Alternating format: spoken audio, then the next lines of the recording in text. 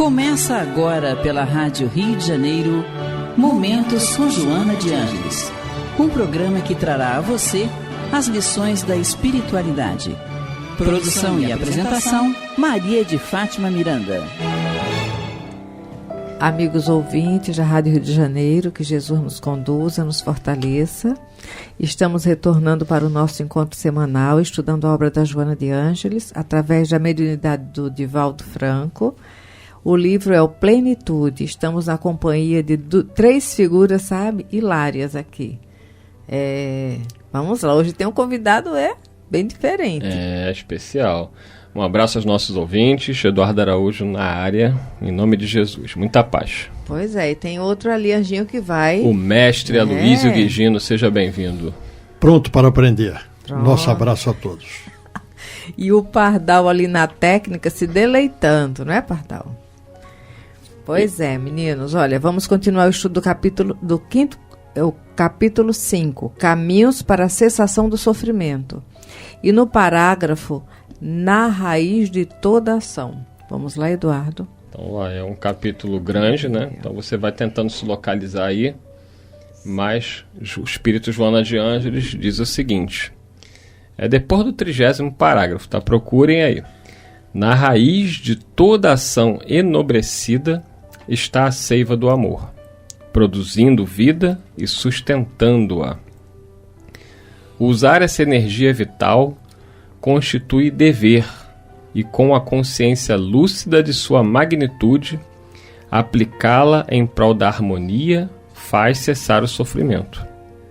Ela é vibração positiva que enseja entusiasmo e otimismo, dando colorido à existência.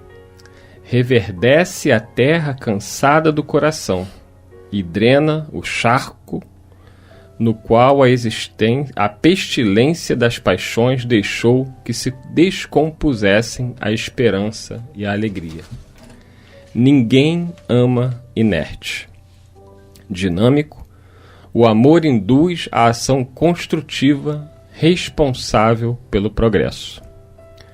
Objetivando sempre o bem, concentra suas forças nele e não desiste enquanto não lobriga a meta. Ainda aí permanece solidário, de modo a evitar que o ser depereça e tombe no desânimo. Como o sofrimento decorre da insatisfação, da distonia, da degeneração dos tecidos e dos fenômenos biológicos desajustados, o amor age sobre as moléculas como onda vitalizante e, restaurando-lhe o equilíbrio, vence o sofrimento, interrompendo-lhe o fluxo causal. Então você vê aí, né, prezado amigo ouvinte, internauta, que o amor é esse amor que nós devemos ter como uma meta e a gente ainda não sabe o que é amar, né? Os espíritos colocam isso pra gente, nós não sabemos ainda o que é amar, mas precisamos exercitar o amor, porque senão nunca iremos aprender e sentir o amor. Então a gente exercita o amor nas pequenas coisas da vida, na gentileza, na indulgência com o nosso próximo, no sentimento de fraternidade, de você se solidarizar com o outro, de você ser mais empático com o outro. E quando você faz isso, quando nós fazemos isso, nós nos sentimos bem, nós nos sentimos em paz. E o nosso próprio corpo físico, né, como diz aqui a Joana, os fenômenos biológicos, eles vão reagir positivamente. Allan Kardec coloca no livro A Gênese, né, que o nosso corpo espiritual, nosso perispírito, ele está ligado ao corpo físico molécula a molécula, um reagindo sobre o outro.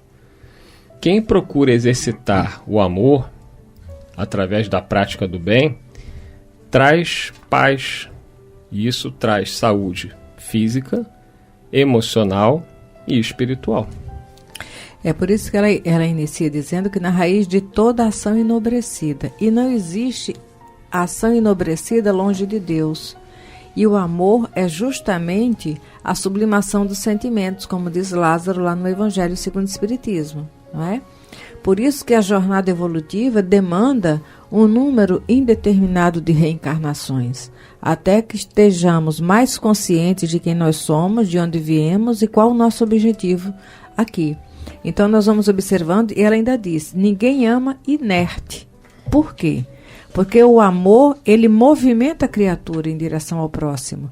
E é um movimento não só de fora, não é aquela ação exterior. É uma ação interna, a nível de ajuste das próprias emoções, reflexão do que pensa, não é? Como materializar esse pensamento de uma forma construtiva no bem. E aí, Aloysio Guigino, é possível na nossa condição espiritual aprender a amar e aí buscar essa saúde emocional e física, ou isto é uma mera utopia? Não, não é utopia. Você não me surpreenderá nunca. Então, olha só, eu aprendi uma vez com um companheiro nosso que nós não sabemos o que é o amor.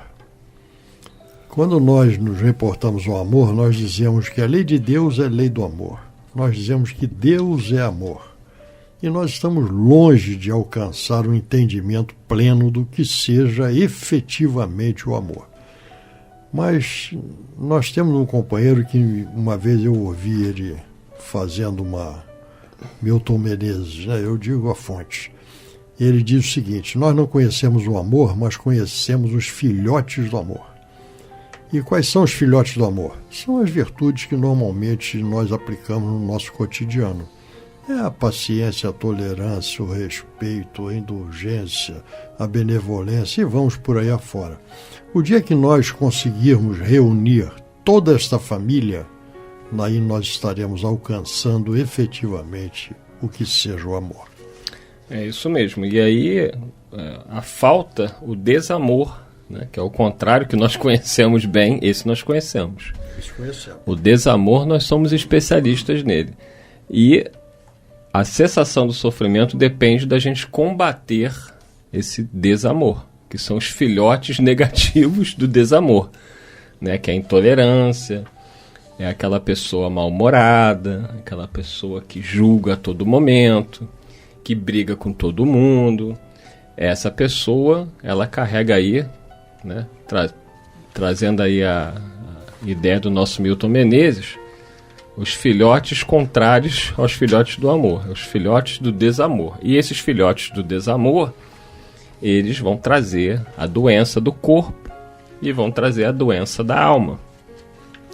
E muitas vezes nós vamos nos queixar, vamos dizer que Deus esqueceu de nós, mas na realidade nós não enxergamos aquilo que está lá no capítulo 5 do Evangelho segundo o Espiritismo, quando Kardec vai falar das causas atuais das aflições, que normalmente os nossos sofrimentos estão relacionados ao nosso comportamento da vida atual.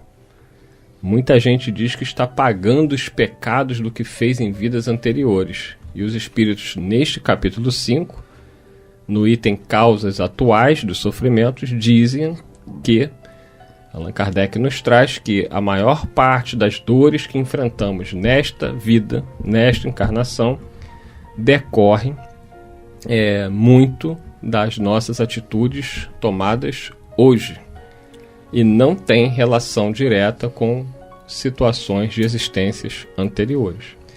Então fiquemos atentos, vamos cuidar melhor dos filhotes do amor, né, educando os filhotes do desamor.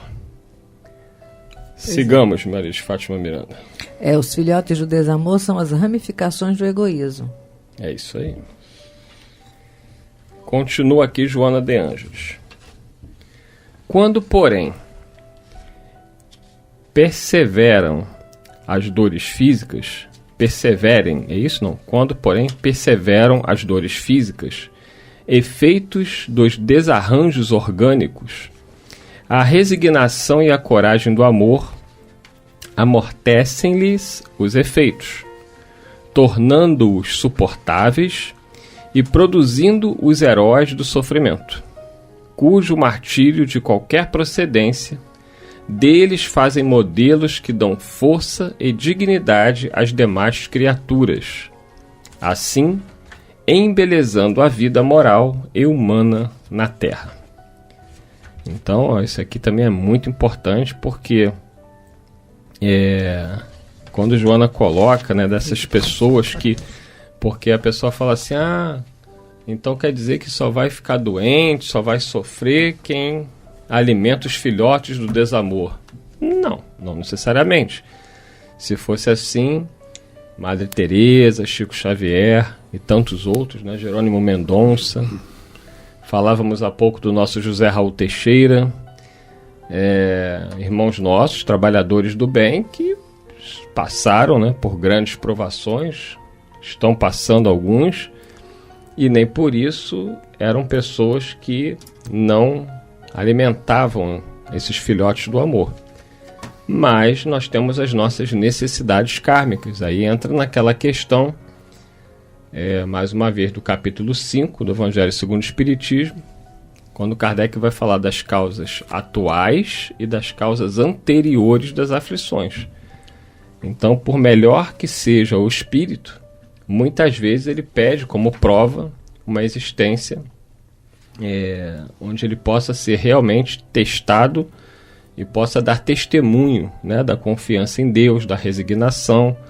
E aí você via um médium como Chico Xavier, né, que tinha problemas de angina, tinha problemas de visão bastante severos, e sempre continuava com um sorriso no rosto, nos lábios, com muito amor, distribuindo para todos, mesmo diante de dores físicas, dores emocionais muitas vezes, que lhe serviam até de certa forma como combustível para ele manter as suas tarefas focadas no bem.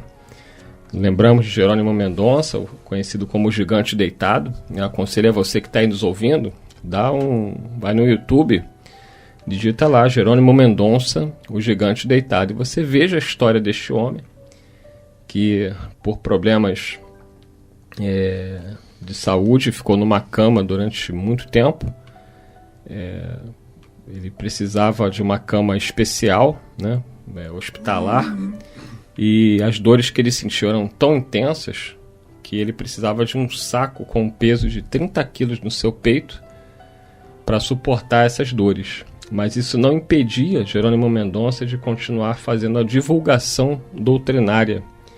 Fazia palestras naquela cama, com aquele saco no peito, e sempre muito alegre, sempre fazendo as pessoas sorrirem e carregando as suas dores com dignidade, com resignação e cumprindo a sua missão. Certamente, como dizia Kardec no Evangelho segundo o Espiritismo, se a causa da aflição dele não estava nesta encarnação, certamente haveria de estar em outra. E ele aceitou como uma prova necessária ao seu crescimento espiritual e também para que ele pudesse dar esse exemplo de força, de fé, de coragem a todos nós em nossas dores, porque não há quem não tenha sua cruz para carregar. A resignação e a coragem do amor, eles estão nos pilares da abnegação e o devotamento que o Evangelho nos convida, né? Porque a abnegação é negar-se a si mesmo. E devotamento é justamente essa renúncia de qualquer outro interesse pessoal a nível de uma dedicação integral. E uma dedicação integral é no sentido de que, esteja onde estiver, a resposta vai ser sempre na direção da paz, da libertação, do equilíbrio, do fortalecimento, da ética, da moral. E aí, Aloysio Guigino, nós vemos que essas pessoas, esses irmãos nossos aqui, porque muita gente associa o sofrimento a uma expiação, né? Então, fulano está sofrendo porque merece, né, os pecados dele. Mas a gente lembrava aqui desses irmãos nossos que são exemplos, né? Citei Chico Xavier, citei aí o Gigante Deitado, Jerônimo Mendonça, que não necessariamente, pela conduta que demonstravam, mereceriam passar por tantas dores. O próprio Cristo. Exatamente. O próprio Cristo, né, que é o nosso guia e modelo, né, que teve uma vida de dificuldades enquanto esteve aqui encarnado, que sofreu para nos mostrar que o importante não é o sofrimento físico, O importante é a nossa superação espiritual dos problemas que surgem para cada um de nós. Quando nós conseguirmos interiorizar isso em cada um de nós, nós estaremos aptos a nos apresentarmos e dizermos: eu venci. E tem muito ouvinte, Aloysio, que às vezes nos escreve, né, um pouco chateados, revoltados, porque eles dizem que são pessoas que se cuidam muito, dizem que eu não bebo, eu não fumo, eu tenho uma vida saudável, eu procuro praticar esporte, eu faço minha caminhada, eu tenho uma alimentação, sou vegetariano, tal, vai dizendo tudo aquilo que ele procura fazer para ter uma vida saudável e, no entanto... Física. E, no entanto, o médico vai lá e diz: olha, você está com câncer de pulmão, você está com câncer no estômago. E aí a pessoa se pergunta: meu Deus, o que adiantou eu me cuidar tanto? Pois é, mas olha só, existe a saúde física e a saúde espiritual, certo? Então, isso que você acabou de relatar aí, que são os depoimentos que nos chegam, dizem respeito, de um modo geral, a nós termos uma atenção e um cuidado com a saúde física. Mas nós não somos o físico. Eu costumo dizer que eu não sou o Aloysio, eu estou o Aloysio. É isso aí. Certo? Então, eu sou um espírito imortal que está encarnado. E a razão de eu estar encarnado é eu cuidar da minha saúde espiritual. Então, se nós cuidamos da nossa saúde espiritual, nós estamos cumprindo e atendendo a finalidade para a qual nós estamos aqui. Só isso. Só isso, né? É um ponto de vista. E aí, Miranda, é muito difícil, né, para as pessoas, a gente está aqui insistindo nisso, porque são muitas as mensagens de pessoas que estão inconformadas com esse sofrimento. E aqui Joana está justamente falando da cessação do sofrimento. Então a pessoa diz: mas eu estou me esforçando, né, na parte física, na parte espiritual, eu vou no centro, eu faço trabalho voluntário e mesmo assim as provações, as dores e o sofrimento não me largam. Ainda bem que faz. Porque as provações e as dores são os recursos que Deus nos permite para que não venhamos a nos acomodar. E ele nos convida a perceber, estudar, entender o verdadeiro sentido da vida. Porque nós queremos nos dar bem aqui. Nós queremos zona de conforto aqui, né? Atendendo aos sentidos físicos no mundo material. Mas nós não somos matéria nessa condição. Nós somos espíritos, energia, matéria condensada. Mas no estado de sutilidade que transcende a matéria que nós compreendemos e vivenciamos. Tangível. E nós vamos observar, quando os espíritos nos convidam a avaliar o sentido da vida, já nos faz refletir quantas crianças desencarnam num período tão curto, não é? Outros que levam a vida totalmente centrada ali direitinho e têm morte estúpida e violenta. Então, é uma diversidade de situações que nos chama a atenção. Agora, a nossa rebeldia... Às vezes nós queremos fazer esse movimento de fora, achando que ele vai estabelecer um padrão interno de paz interior, e não é. Estar nos movimentando por fora é, de alguma forma, convidar o outro a meditar também em relação à própria vida. Aí nós vamos encontrar o Madre Teresa de Calcutá, o Chico, a Irmã Dulce, pessoas que viveram não para si, mas vivenciando o amor a si mesmo, buscaram usar o tempo empregando recursos de conforto, de amparo, de dignidade por fora a quem necessitava dessas situações. As causas de sofrimento são variadas, né? A Miranda citou aí agora crianças. Quem trabalha num hospital infantil vê coisas assim que você tem que ter muita fé em Deus, consciência, e que a doutrina nos traz essa consciência para você entender como Deus permite. No Evangelho nós temos as causas atuais e as causas anteriores. Né? Nós não somos, não existimos só agora. Nós temos toda uma história na nossa caminhada em busca da nossa destinação. E o que nós fizemos lá e o que nós temos que resgatar e temos que superar agora enquanto aqui estamos. Por mais que esse seja um assunto que para nós, a maioria de nós espíritas, seja um assunto que a gente entende racionalmente bem, o que a Luísa está falando, é muito complicado para muitas pessoas, porque elas não se sentem, né? O Aloysio falou, eu não sou o Aloysio, eu estou o Aloysio. Mas para muitas pessoas essa compreensão é delicada, porque ela se revolta no tipo assim, mas quer dizer então que eu tenho que pagar, eu tenho que ser punida por algo que eu não lembro que eu fiz? Quer dizer, mas fez. Então, é essa compreensão que às vezes leva alguns companheiros a se revoltarem, né, contra Deus, contra a doutrina, mas ou Deus existe ou ele não existe. Se ele permite determinadas dores e sofrimentos, e a causa não está nesta vida, há de estar em outra. Mas você só começa a poder alcançar a compreensão disso, Eduardo, quando você aceita e adota a reencarnação. Tá? Exatamente. Se você sem isso é adepto à crença da unicidade de existência, fica difícil entender. Muito difícil. Praticamente impossível. Praticamente. Eu sempre falo que eu admiro os nossos irmãos que não acreditam, né, na reencarnação e continuam confiando em Deus. Porque é uma confiança realmente de uma entrega. Tipo assim, tem coisas que eu não entendo, que são mistérios de Deus, como os nossos irmãos falam, mas eu confio na bondade do meu Deus. Porque eu teria dificuldade em conciliar a bondade deste Deus com a unicidade da existência. Né? Como é que você vê crianças passando por situações tão dramáticas desde o nascimento? O que essas crianças fizeram para passar por isso? Qual a causa? Mas é para a punição dos pais. Então Deus seria pior ainda. Que ele ia punir um ser que não tem culpa, que não tem o chamado pecado, para punir o pecador, que é o pai e que é a mãe. Por isso que no Evangelho já nos fala a respeito das situações a partir da terceira e da quarta. Olha só, sabendo que nós teríamos conflito na compreensão desse mecanismo. Exatamente.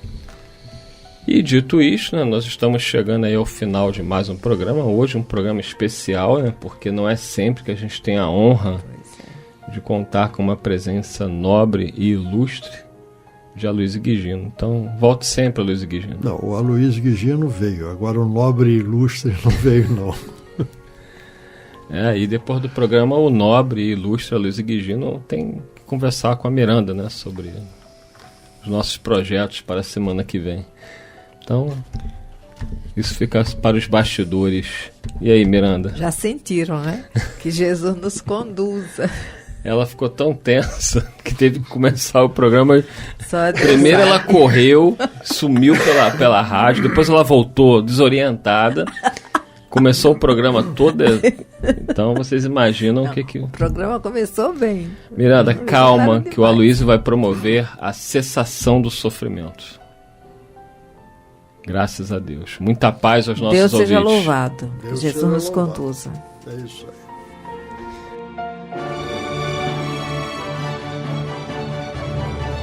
A Rádio Rio de Janeiro apresentou Momentos com Joana de Ângeles, um encontro com as lições da espiritualidade. Produção e apresentação, Maria de Fátima Miranda.